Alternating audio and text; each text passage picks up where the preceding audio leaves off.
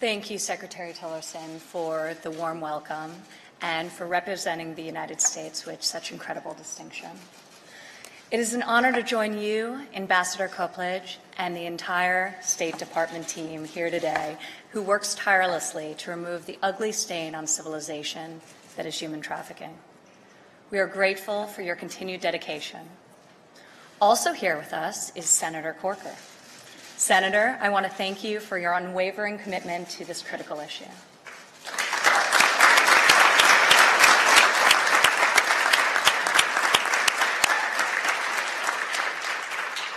It is an honor to be here today at the release of this year's Trafficking in Persons Report and to recognize this year's heroes. Their remarkable work inspires action. Thank you for affording us the opportunity to learn from your impressive examples. Human trafficking is a pervasive human rights issue affecting millions, no matter their gender, age, or nationality. It is often a profoundly secret crime. One of the greatest challenges is to merely identify those trapped in modern slavery. Even conservative estimates conclude that some 20 million people around the world, including right here in the United States, are trapped in human trafficking situations. Terrible circumstances of exploitation, including so many young girls and boys who are victims of unthinkable tragedy of child sex trafficking. The stories of those we honor today demonstrate why combating this crime, here in the United States as well as around the globe, is in both our moral and our strategic interest. As Secretary Tillerson noted earlier, ending human trafficking is a major foreign policy priority for the Trump administration. Over the past several months, the White House has hosted roundtables and listening sessions with victims, with NGOs, members of Congress, and others to determine steps we can take to better execute a strategy to finally end human trafficking. The President signed an executive order designed to strengthen the enforcement of federal law with regards to transnational criminal organizations, including traffickers. Further, he has taken steps to ensure that the Department of Homeland Security personnel are properly trained to combat child trafficking at points of entry into the United States. This year's report emphasizes the responsibility all governments have to prosecute human traffickers. It also provides an opportunity for countries to see how others are fighting human trafficking and to adopt the most effective strategies and tactics while renewing their own resolve in the struggle. On a personal level, as a mother, this is much more than a policy priority. It is a clarion call to action in defense of the vulnerable, the abused, and the exploited.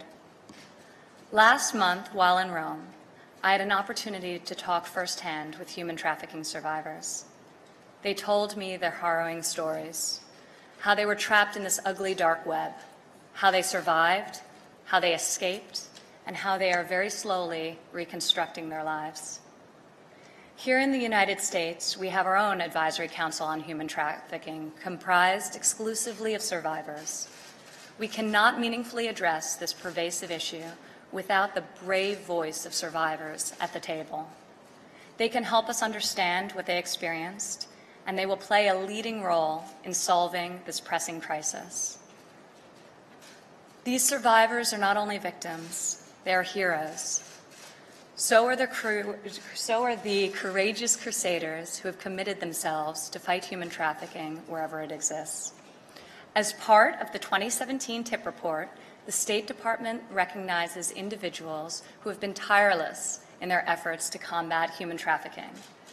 Today we honor a police officer whose efforts led to the identification of 350 children forced into labor, a union leader who protects workers in the fishing industry, a judge who played a critical role in drafting her country's first anti-trafficking legislation, a journalist who shines the light on forced labor, a faith leader who works to protect vulnerable migrants, a sociologist whose groundbreaking research considers the structural challenges affecting vulnerable populations, an advocate who founded an NGO to care for child sex trafficking victims, and a survivor, the first in our country to win civil damages in a sex trafficking case.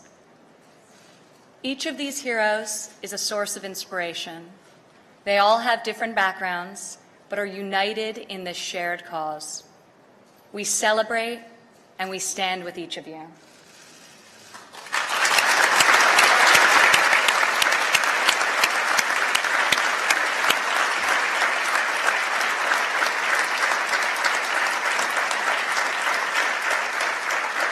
So as we mark the release of this year's report, let us remember the victims saved from the unimaginable horrors of human trafficking. Let us recommit ourselves to finding those still in the shadows of exploitation. And let us celebrate the heroes who continue to shine a light on the darkness of human trafficking. Human trafficking is as old as humankind, regrettably. It's been with us for centuries and centuries. But in the expression of this act, as I read that one line to you, it is our hope that the 21st century will be the last century of human trafficking, and that's what we are all committed to. Regrettably,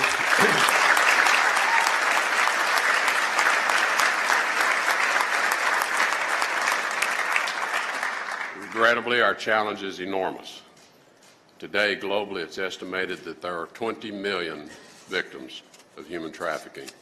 So clearly, we have a lot of work to do, and governments around the world have a lot of work to do. So let me now make a few comments on the report and why it's so important. Obviously, the consequences of our failure to act in this area has so many other negative impacts around the world. It breeds corruption, it undermines the rule of law, it erodes the core values that underpin a civil society. Transnational criminal networks also, whether they be drug dealers, money launderers, or document forgers, are partly enabled by participating in human trafficking activities as well. When state actors or non-state actors use human trafficking, it can become a threat to our national security. North Korea, for instance, depends on forced labor to generate illicit sources of revenue in industries including construction, mining, and food processing. An estimated 50 to 80,000 North Korean citizens are working overseas as forced laborers, primarily in Russia and China, many of them working 20 hours a day. Their pay does not come to them directly, it goes to the government of Korea, which confiscates most of that, obviously. The North Korean regime receives hundreds of millions of dollars per year from the fruits of forced labor. Responsible nations simply cannot allow this to go on, and we continue to call on any nation that is hosting workers from North Korea in a forced labor arrangement to send those people home. Responsible nations also must take further action. China was downgraded to Tier 3 status in this year's report, in part because it has not taken serious steps to end its own complicity in trafficking, including forced laborers from North Korea that are located in China.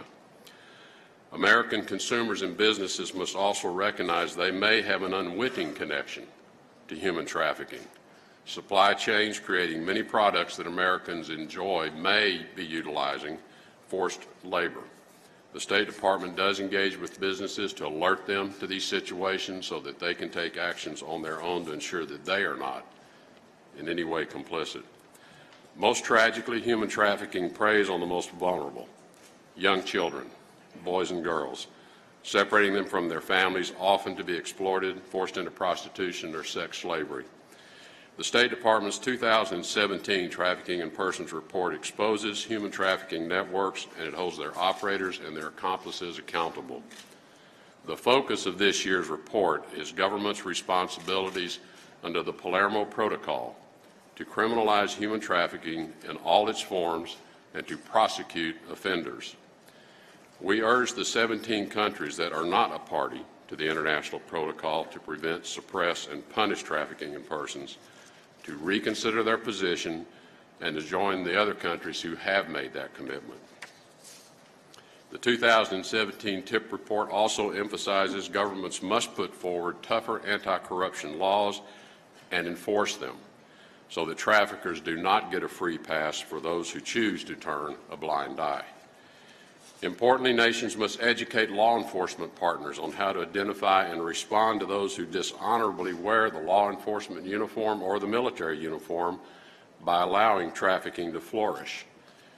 The most devastating examples are police officers and those who we rely upon to protect us, that they become complicit through bribery, by actually working in brothels themselves, or obstructing investigations for their own profit. Complicity and corruption that allows human trafficking from law enforcement officials must end.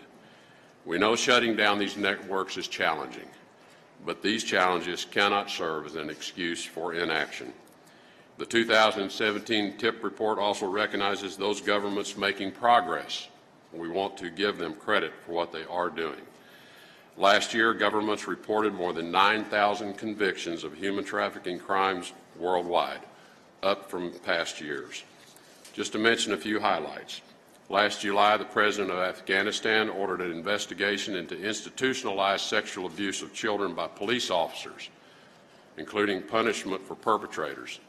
In January, a new law was enacted criminalizing bakabazi, a practice that exploits boys for social and sexual entertainment. The government continues to investigate, prosecute, and convict traffickers, including complicit government officials.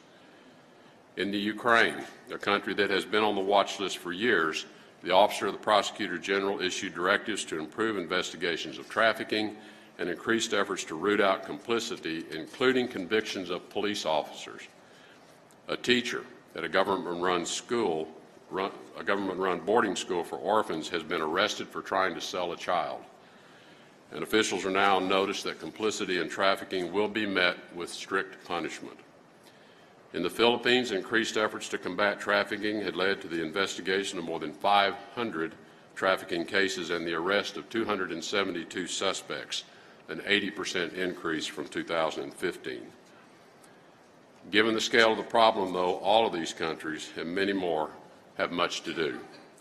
But it is important to note their progress and encourage their continued commitment. As with other forms of illicit crime, human trafficking is becoming more nuanced and more difficult to identify. Much of these activities are going underground and they're going online. The State Department is committed to continuing to develop with other U.S. agencies as well as our partners abroad new approaches to follow these activities wherever they go and to train law enforcement to help them improve their technologies to investigate and prosecute these crimes. To that end, I am pleased to highlight a State Department initiative announced earlier this year.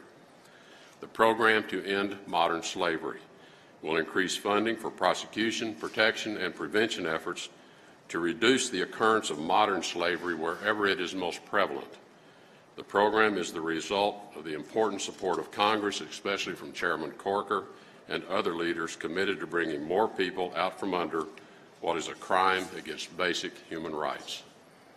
The Program to End Modern Slavery will fund transformational programs, but also set about to raise commitments of $1.5 billion in support from other governments and private donors, while developing the capacity of foreign governments and civil society to work to end modern slavery in their own countries.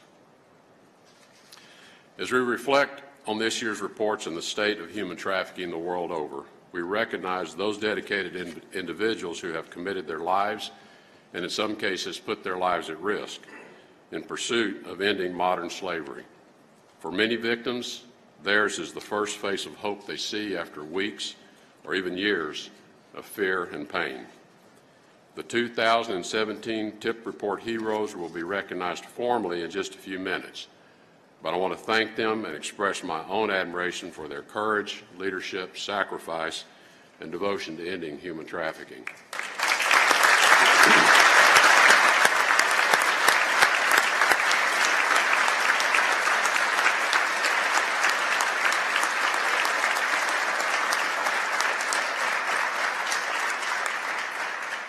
As we honor these heroes, we remember that everyone has a role to play. Governments, NGOs, the private sector, survivors, and most of all, the American people. All must continue to work together to make human trafficking end in the 21st century.